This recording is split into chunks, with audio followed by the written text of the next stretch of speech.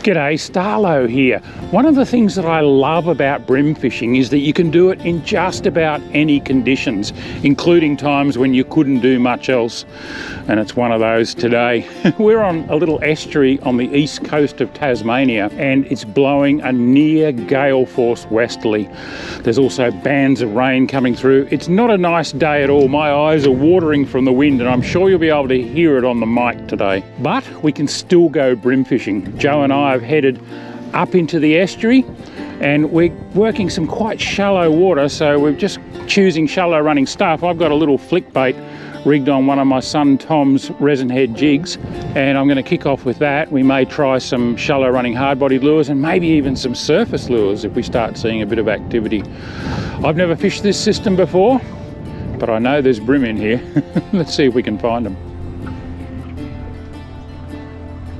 Although not especially large, this tidal estuary offers a diverse range of habitat types, well suited to bream and other fish. Down in its lower reaches there are extensive flats and some oyster leases.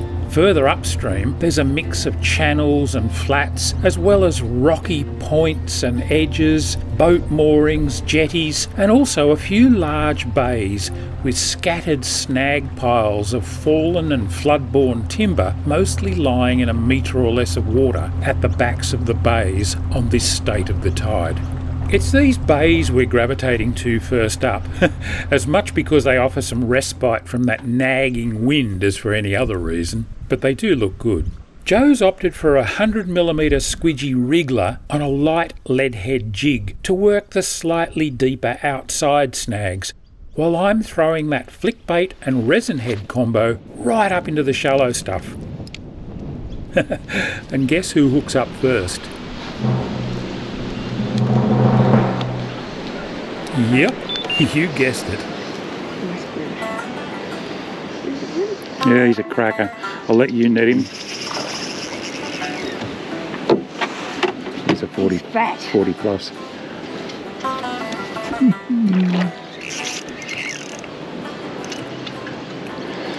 Pretty clear out here now of everything.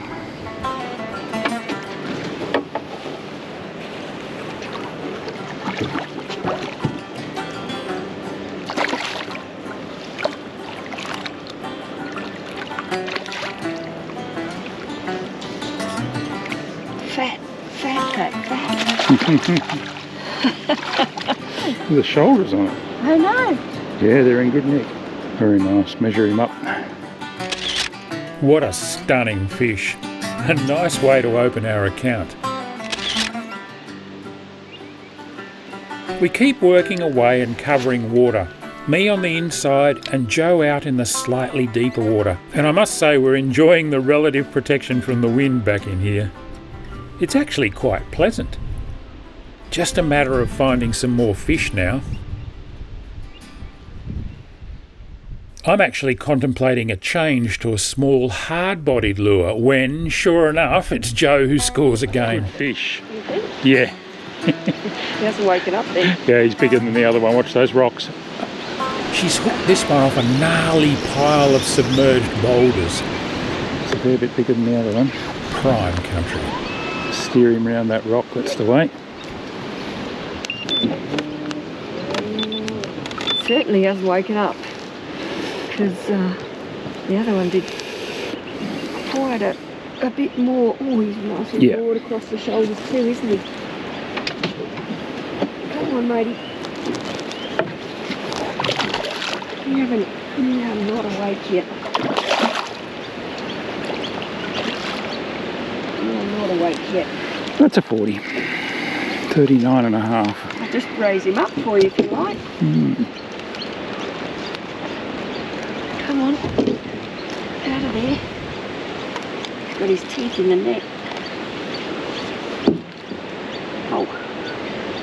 He's long. Yeah. Gorgeous fish. 39 and a half. What a great pair of fish for Joe. The second one actually topped 41 centimetres to the tail tips. We'll pop both of them in the live well for now and see if we can find one for me. There's some gnarly stuff in here if you hook one. I've switched to that hard body, and while it's picking up some weed, I feel like it might just do the job if I keep putting it in the right spots and working it with plenty of pauses. Fish, weed. And sure enough, just a few casts later, I'm on.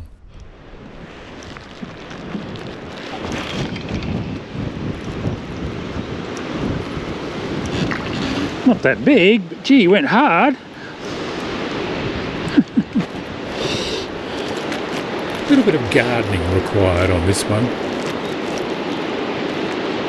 Pretty fish. Yeah, pretty small compared to Joe's. And listen to that wind.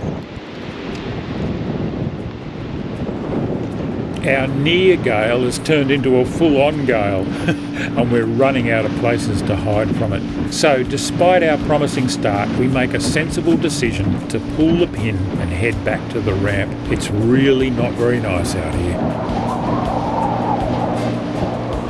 Turns out it was a smart choice to make too. By the time we got the boat back on the trailer, the wind was gusting to a genuine 50 knots and producing metre-plus waves right across the estuary.